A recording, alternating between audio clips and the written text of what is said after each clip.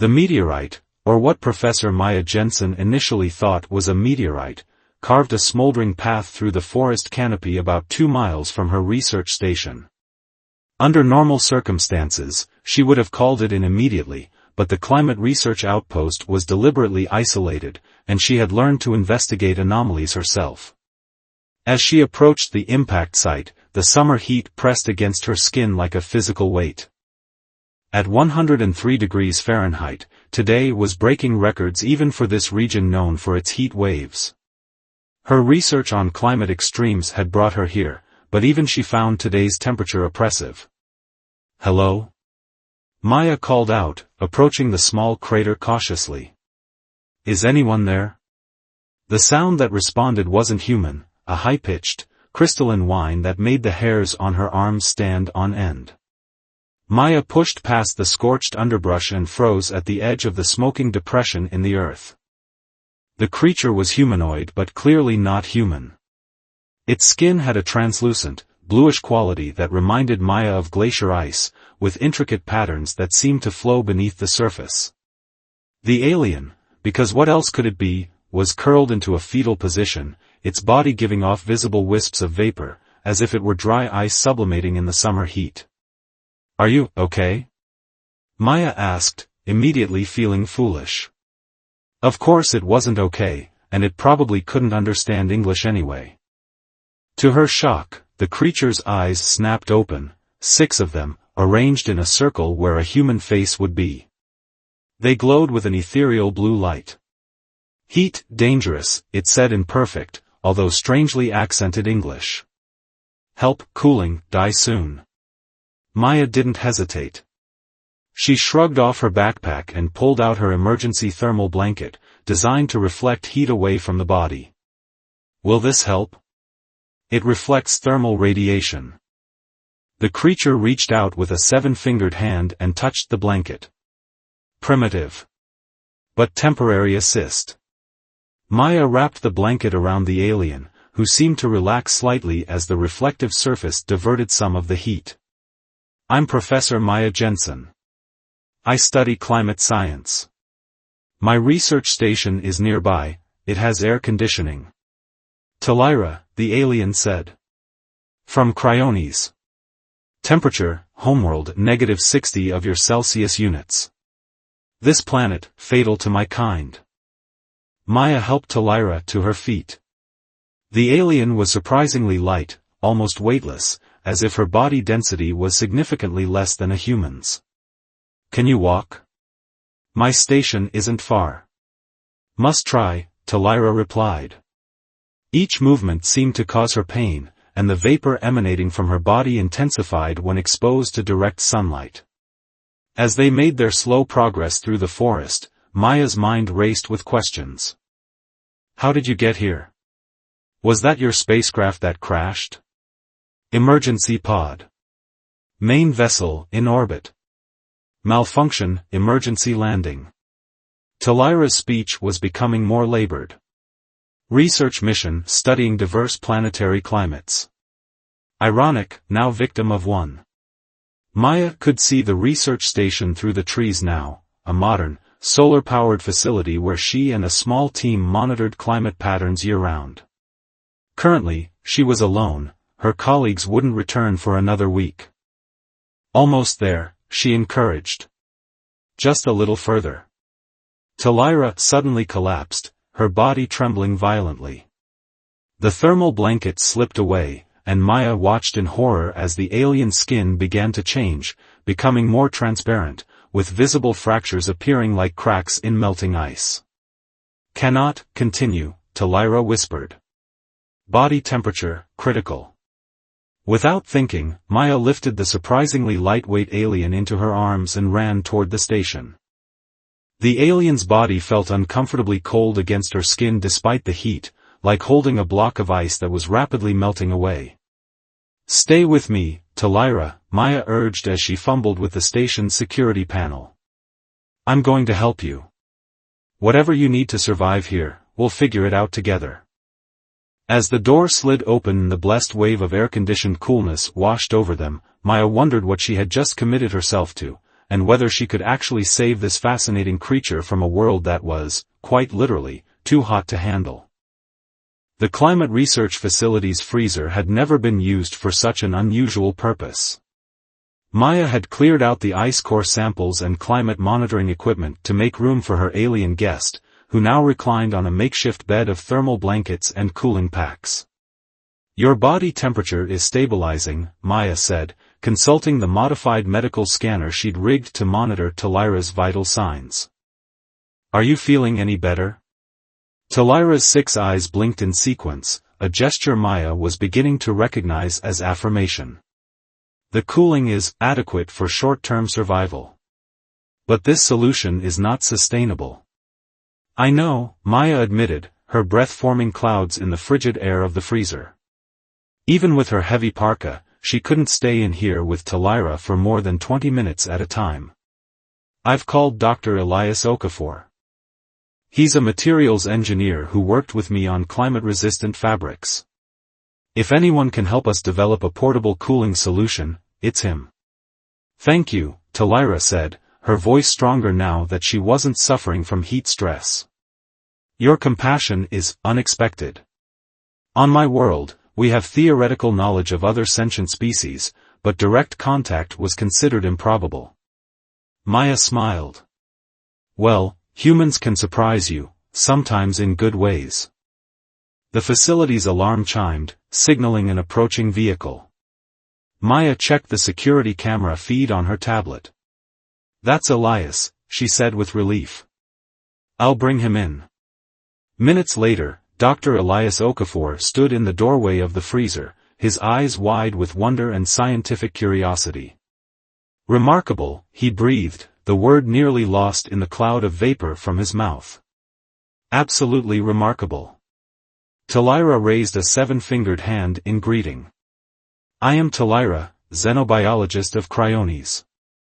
Your planet's thermal properties are challenging for my physiology." Elias laughed, a sound of pure delight. A xenobiologist being studied by human scientists. The irony isn't lost on me. He turned to Maya. "You were right not to explain everything over the phone. I wouldn't have believed you." "We need to work quickly," Maya said. "The freezer is taxing our power systems, and it's not a long-term solution. Talira needs something that will allow her to move around outside this room." Elias nodded, setting down his equipment case. "I brought everything I could think of. Let's get to work." Over the next several hours, they developed a deeper understanding of Talira's biology. Her species evolved on a planet where the average temperature was -60 degrees Celsius, with a physiology based on a complex biological antifreeze that became unstable above -20 degrees Celsius. On Earth, without protection, her cellular structure would literally melt. "On my world," Talira explained as Elias took readings of her skin's thermal conductivity, "we have developed exploration suits for research on warmer planets. But my emergency pod did not contain such equipment." "Can you describe these suits?" Elias asked, already sketching ideas on his tablet. Talira projected a holographic image from a device on her wrist. The suit resembled a sleek, iridescent wetsuit with an intricate network of cooling channels. "The material is a nanocomposite that extracts heat energy and converts it to power the cooling systems," she explained. "It's self-sustaining in most environments." Elias whistled. "That's beyond our current technology, but maybe we can adapt the principle using materials we do have." They worked through the night, Elias shuttling between the lab and the freezer, bringing prototype materials for Talira to evaluate. Maya maintained communications with the outside world, making excuses for their sudden radio silence to the research station's headquarters. By morning, they had created a crude but functional cooling vest using a combination of phase-change materials and a miniature refrigeration system powered by solar cells. "It's bulky," Elias apologized as they helped Talira put it on, "and it won't last more than a few hours before needing to recharge. But it should allow you to move around the facility without risking cellular degradation." Talira stood cautiously, the vest humming softly as it began absorbing and dispersing her body heat. "It is sufficient," she said, her tone suggesting she was being generous in her assessment. Maya laughed. "We'll keep improving it. This is just version 1. As Talira took her first steps outside the freezer, her movements became more fluid, more natural. Maya realized she was seeing the alien's true manner of movement for the first time, graceful and precise, like a dancer. "Your technology is primitive but ingenious," Talira observed, examining the climate monitoring equipment around the facility. "You understand the principles that could save your planet from its warming crisis, yet your species continues behaviors that accelerate it." "Not all of us," Maya said defensively. "Some of us are trying to make a difference." Before their conversation could continue, a sharp alert sounded from Maya's computer. She rushed to check it, her face paling as she read the notification. "What is it?" Elias asked, joining her at the monitor. "Satellite imagery request for this region, focused specifically on the crash site," Maya said grimly. "And it's not from any environmental agency or university. It's from a Department of Defense server." Talira's cooling vest hummed louder as her body temperature suddenly spiked with what Maya assumed was the alien equivalent of anxiety. "How quickly can they get here?" Elias asked. Maya looked at the crude cooling vest, then at Talira's distinctly non-human features. "Faster than we can perfect this technology. We need a better plan."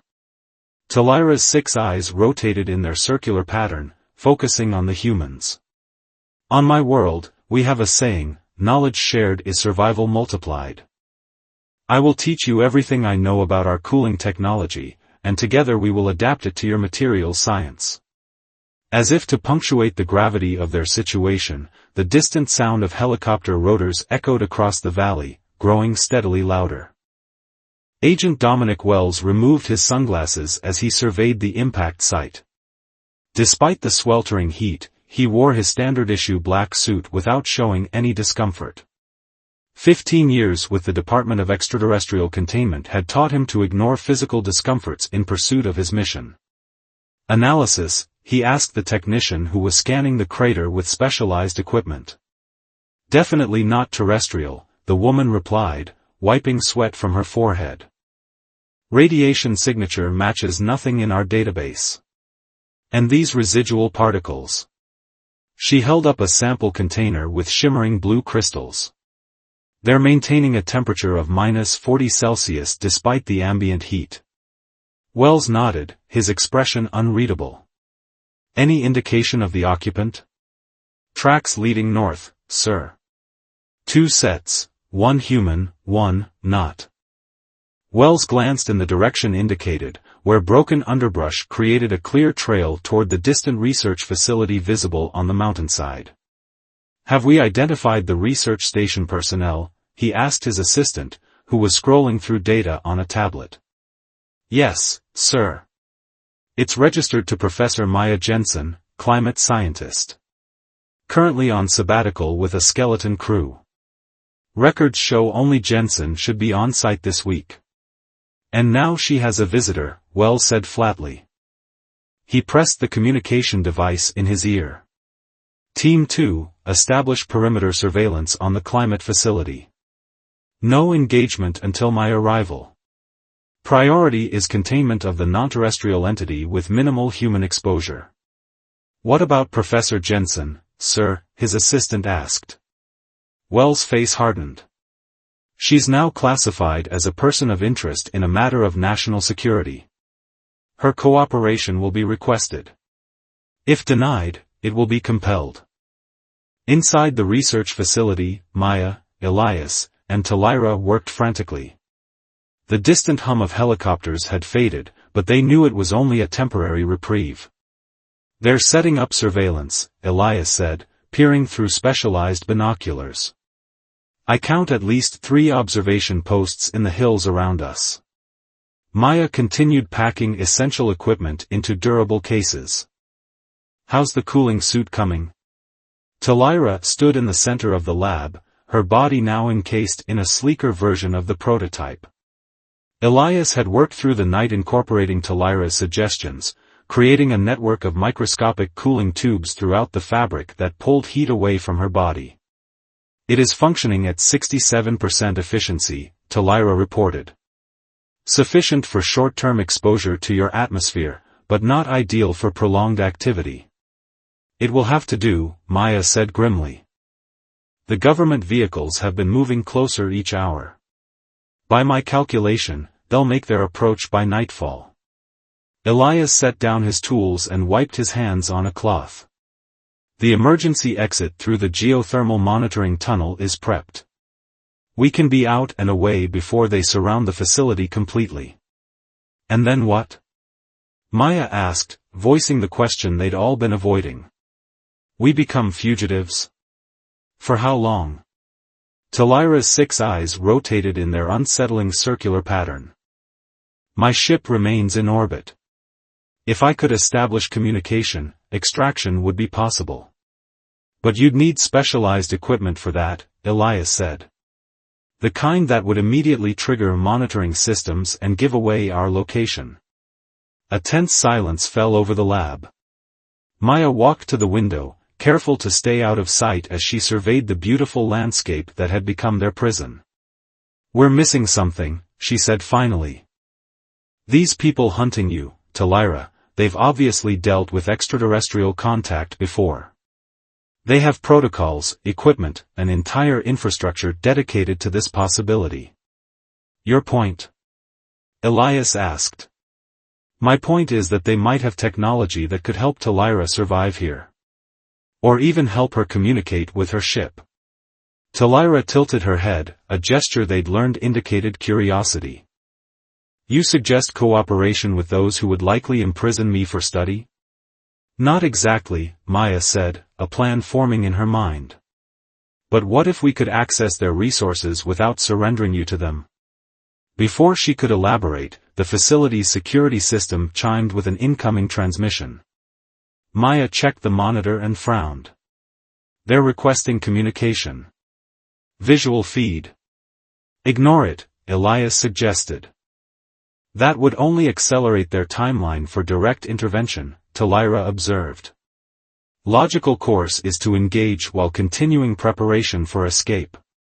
Maya nodded and activated the communication system, careful to position the camera so it showed only her and a small section of the main lab, with no sign of Talira or their work. The screen flickered to life, revealing the impassive face of Agent Wells. "Professor Jensen," he said without preamble. "I'm Agent Dominic Wells with the Department of Extraterrestrial Containment." "The what?" Maya asked, feigning confusion though her heart raced. "I've never heard of such a department." "Few have," Wells replied. "We prefer it that way. I'll be direct, Professor. Approximately 36 hours ago, an extraterrestrial craft crashed 2 miles from your facility. You visited the site and subsequently transported a non-terrestrial life form to your research station." Maya forced a laugh. "That's absurd. I'm a climate scientist, not a character in a science fiction movie." Wells didn't smile. "Professor, we have thermal imaging that shows a distinct cold spot moving from the crash site to your facility. We also have satellite confirmation of an orbital craft of unknown origin. Denials waste your time and mine." Behind the camera, Elias silently gestured that he was continuing preparations. Talira had moved to the lab's cooling unit, where her natural coloration helped her blend with the equipment. "Even if what you say were true," Maya said carefully, "why would I cooperate with an agency I've never heard of? For all I know, you could be anyone." Something flickered across Wells' stoic features. Was it respect? "A fair point. I can provide credentials, but more importantly, I can offer assistance. The entity you're harboring is from a cryogenic environment. Earth's climate is lethal to its physiology. We have technology specifically designed for biological containment across extreme temperature differentials." Maya's surprise was genuine. "You've encountered this species before?" No, Wells admitted. But we've prepared for a wide spectrum of biological parameters. Professor Jensen, I respect your scientific curiosity, but you're endangering yourself and potentially others. This entity. Her name is Talira, Maya interrupted, immediately regretting the slip. Wells' eyebrow raised slightly. Talira, he repeated. Is communicative. Interesting. That increases the urgency of our intervention. My team will be arriving at your facility in approximately 1 hour. I strongly advise you to cooperate fully. The transmission ended abruptly. Maya turned to her companions, her face pale. 1 hour, she said. We need to move now. Elias was already sliding open the hidden panel that concealed the entrance to the geothermal monitoring tunnel. Everything's packed and ready. Talira approached Maya, her cooling suit emitting a soft hum. This Agent Wells, he knew more than expected about my physiology. Which means they either have encountered your kind before, or... Maya didn't finish the thought. Or they've been monitoring space and preparing for first contact for decades, Elias finished for her. Either way, they're better equipped to help Talira than we are. Help or dissect, Maya countered. We're not turning her over until we know their true intentions. As they gathered their equipment and prepared to enter the tunnel, alarms suddenly blared throughout the facility. The security monitors showed black vehicles approaching much faster than the hour timeline Wells had provided. He lied, Elias said, unsurprised. Maya grabbed the last case of equipment. Of course he did. Move. As they disappeared into the tunnel, sealing the hidden entrance behind them, the first government vehicles pulled up to the facility. Agent Wells emerged from the lead SUV, his face grim as he surveyed the seemingly peaceful research station. They're running, he said to his team. Find them. The abandoned mountain weather station stood like a sentinel against the darkening sky, its weather-beaten exterior hiding the frantic activity within. 3 days had passed since their narrow escape through the geothermal tunnel, a harrowing journey that had taken them through narrow passages, underground waterways, and finally up treacherous mountain paths to this remote outpost.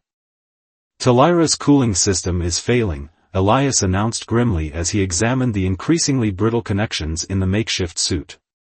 The alien sat motionless in the station's walk-in freezer, which they'd modified to run at even lower temperatures using parts scavenged from the research equipment they'd brought. Maya looked up from her surveillance system, a collection of motion sensors and cameras they'd placed along the approach routes to their hideout. How long? Without replacement components? 24 hours, maybe less.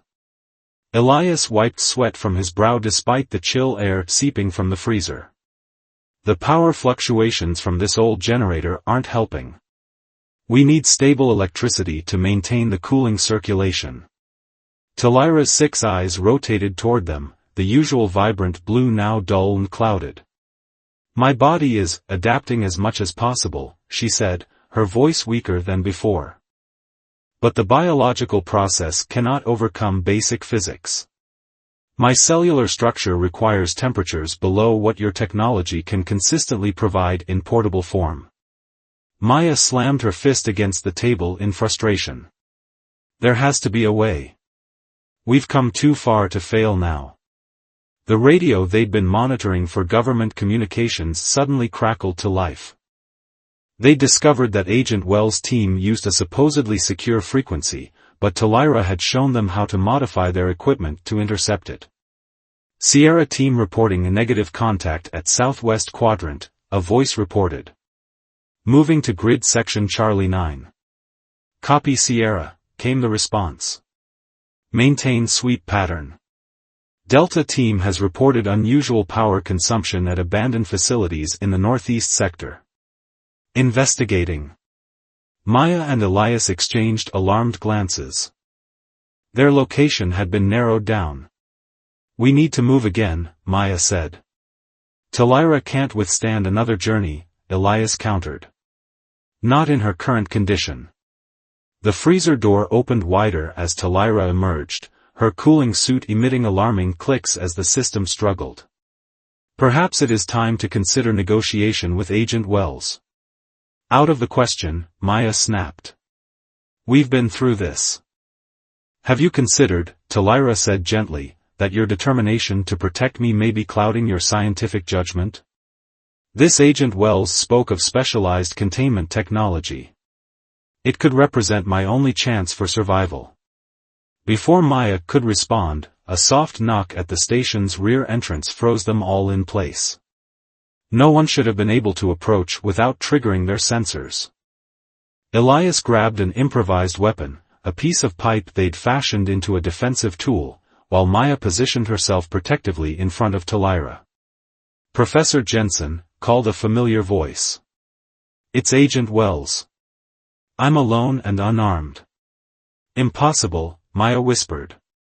How did he find us without setting off the alarms? I disabled them, Wells called, apparently hearing her. You have impressive technical skills, but I've been tracking people who don't want to be found for 15 years.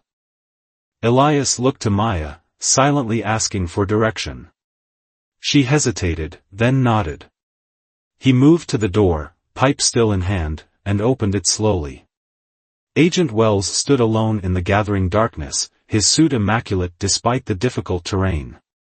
He held his empty hands up to show he was unarmed. More surprisingly, he carried a large metallic case. May I come in? He asked calmly. I believe Talira's condition is deteriorating, and time is a factor. Maya stepped forward, suspicious. How do you know her name? We never told you.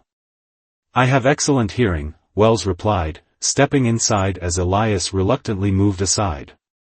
And I've been closer to you than you realized for the past 2 days.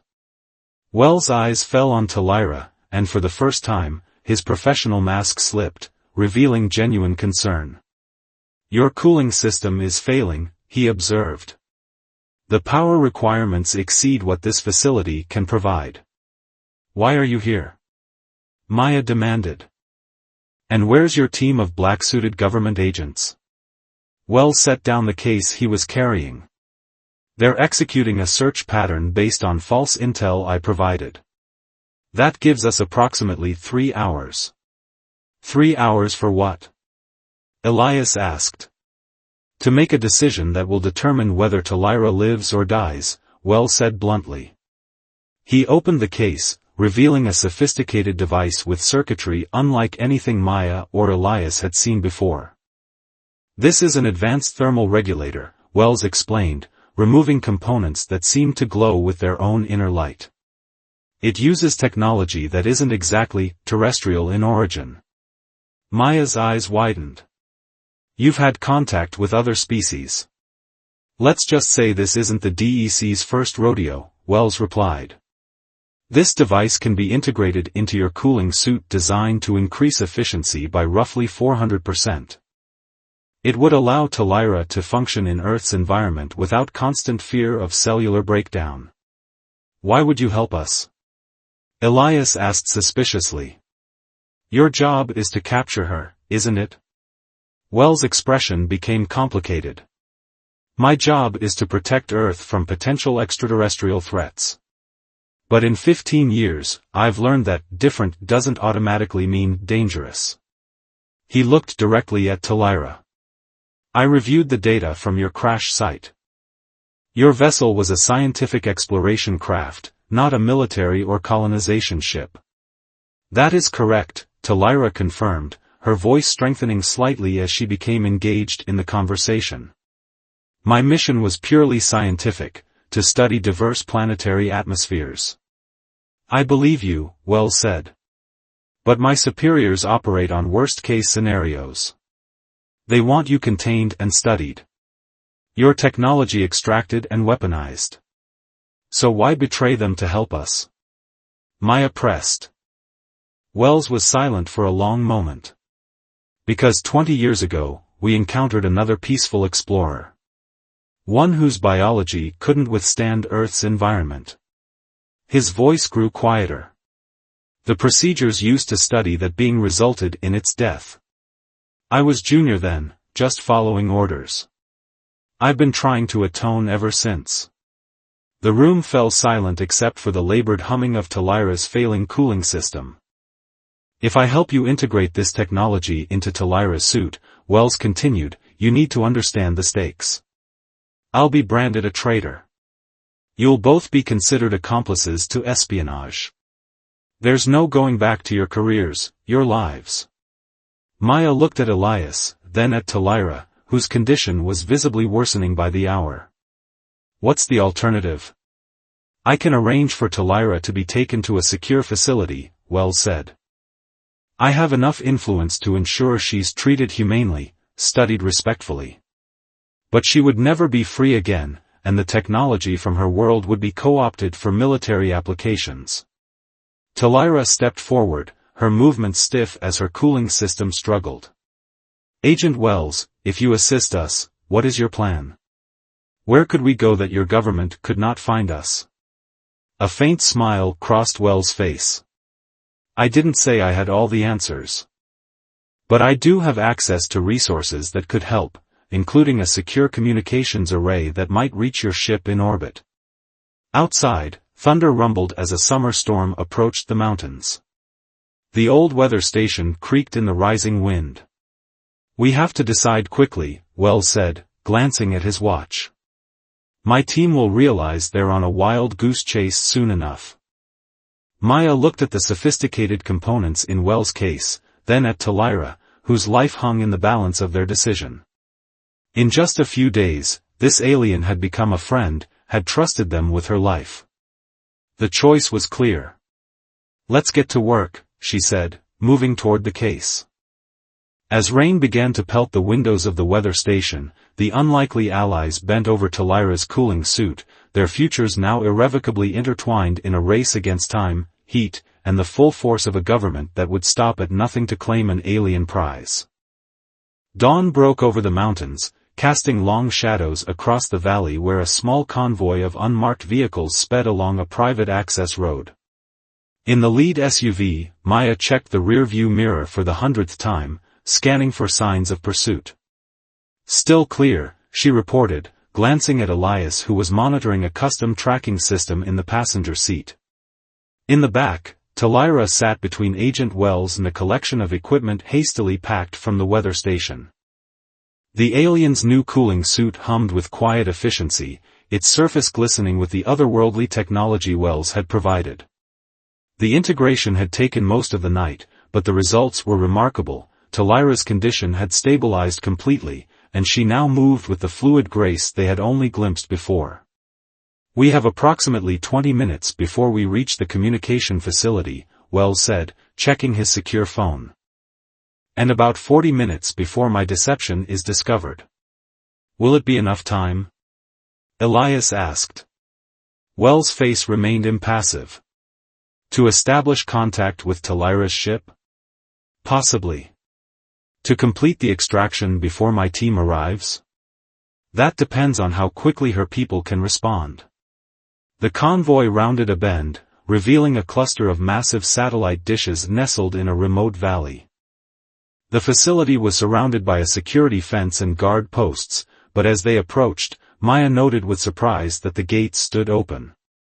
I called in some favors, Wells explained, noting her confusion. The regular staff believes this is a classified test of new atmospheric monitoring equipment. They've been temporarily reassigned. As they pulled up to the main building, a small team of technicians waited outside, people Wells had personally selected and trusted with the partial truth, if not the whole story. Dr. Nakamura, Wells said, introducing a woman with intense eyes and a no-nonsense demeanor. The finest communications expert in the department. She'll help establish contact with your vessel. And she won't report this? Maya asked skeptically. Dr. Nakamura smiled thinly. Agent Wells saved my brother from deportation during a period of political tension. I owe him. Besides, she added, looking at Talira with undisguised fascination, the chance to communicate with an extraterrestrial civilization? I'd betray a lot more than bureaucratic protocol for that opportunity. Inside the facility, they worked with practiced efficiency. Talira provided specifications for her ship's communication frequencies while Dr. Nakamura reconfigured the powerful satellite array to broadcast on spectrums normally unused by Earth technologies.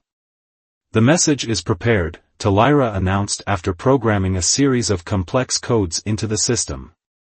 It contains my coordinates, situation brief, and request for immediate extraction. Will they come for you? Maya asked, suddenly realizing she might be saying goodbye to her alien friend much sooner than she'd anticipated. Yes, Talira replied simply. My people do not abandon their own. Dr. Nakamura looked up from her console. We're ready to transmit. The signal will reach orbit in less than a second, but we have no way of knowing how long a response will take. Wells, who had been monitoring security feeds, interrupted urgently. We're out of time. My team has discovered the deception. Multiple vehicles heading this way, ETA 12 minutes. Send the message, Maya decided, looking to Talira for confirmation. The alien nodded, her 6 eyes blinking in the sequence that indicated agreement. Dr. Nakamura initiated the transmission. The powerful array hummed with energy as it directed Talira's message toward the stars. For several tense minutes, they waited in silence, the only sound the quiet beeping of monitoring equipment. No response, Nakamura finally reported, her disappointment evident. Keep the channel open, Talira instructed. They will. A sudden burst of activity on the communication console interrupted her. Complex symbols flashed across the screen as an incoming transmission arrived. That was fast, Elias observed. Time is different for my people, Talira explained. What seems a brief delay to you is adequate time for a full council deliberation among my kind. Dr. Nakamura worked rapidly to process the incoming data. It's a response, but I can't interpret. I can, Talira said, moving to the console. Her 7-fingered hands danced across the controls with surprising dexterity. They've received my message. A recovery vessel has been dispatched. How long until they arrive? Wells asked, still watching the security feeds anxiously. 3 of your minutes, Talira replied. They were already preparing for recovery once they detected my emergency landing. Maya felt a complex mixture of relief and sadness. So this is it? You're leaving. Talira turned to face her, the alien's expression unreadable to human eyes but somehow conveying emotion nonetheless. That depends. On what? Elias asked. On you, Talira said. All of you. Wells looked up sharply from the security monitor. What do you mean? My message included data on Earth's climate crisis, Talira explained. And on the cooling technology we've developed together. My people are offering an exchange, asylum for you 3, in return for your continued collaboration on technology that could benefit both our worlds. Maya stared in shock. Asylum? You mean, leave Earth? I believe the term is defection, Wells said dryly. Talira is offering us political asylum on another planet. The offer is genuine, Talira assured them. My people value scientific knowledge and cross-species cooperation. Your insights into Earth's climate systems, combined with our cooling technology, could lead to advances that might eventually help your planet address its warming crisis. Meanwhile, you would be honored guests in our world. Guests who can never return home, Wells observed, though his tone wasn't accusatory. There is that limitation, Talira acknowledged. The political realities of your world make return impossible. Dr. Nakamura, who had been listening silently, suddenly spoke up. They're here. Something is interfering with our satellite positioning systems. Outside, the sky darkened unnaturally as a shimmering distortion appeared above the facility. It wasn't the dramatic flying saucer of human fiction, but rather a subtle bending of light and space, as if reality itself was folding to allow something to slip through. "My colleagues have arrived," Talira said calmly. "We must decide quickly." "I've already betrayed my oath," Wells said after a moment's consideration. "There's nothing left for me here except imprisonment. My research was aimed at saving Earth from climate disaster," Maya added, her voice steadying as she made her decision. "If I can continue that work from Cryones, with advanced technology we don't have here, maybe we can eventually send solutions back to Earth, even if we can't return ourselves." Elias looked torn. "My family will be told you died in a research accident," Wells said gently. "It's cruel, but cleaner than having them hunted as relatives of a traitor." On the security monitor, government vehicles appeared at the facility's entrance, agents pouring out with weapons drawn. "Time to choose," Talira said, as a column of intense blue light shot down from the distortion in the sky, enveloping the building. In that moment of decision, Maya looked at the humans who had become her allies: Wells, the agent who'd found his conscience; Elias, the brilliant engineer who'd helped save Talira; and Dr. Nakamura, who'd risked everything for scientific discovery. Then she looked at Talira, the alien who had crashed into her life and changed everything. "I'm going," she said firmly. "The work is too important." One by one, the others nodded their agreement, even Elias eventually making his painful choice. As the government agents breached the building, the blue light intensified, and Maya felt a strange sensation, as if her molecules were being gently rearranged, her body temperature dropping to a comfortable coolness that seemed to reach her very core. "What happens now?" she asked Talira, as the world around them began to fade. "Now," Talira replied, her voice taking on a new richness in the changing environment, "you become the aliens. And I become your guide to a world where humans are the ones who need protection from the cold." The last thing Maya saw before the facility disappeared completely was the shocked face of a government agent bursting through the door, weapon raised, too late to stop the impossible exchange taking place before his eyes. Then there was only blue light, a sensation of profound cold that somehow felt welcoming rather than hostile, and the knowledge that they were traveling to a world beyond human experience, where Earth's greatest environmental challenge was simply the daily reality of life. 3 months later, on a crystalline plain beneath the violet skies of Cryones, Maya stood in her custom environmental suit, watching the frigid landscape through a specially designed visor. Beside her, Talira moved freely in her natural form, no longer constrained by cooling technology in this world where temperatures rarely rose above -50°C. "The atmospheric modification is working," Maya reported, checking readings on her wrist computer.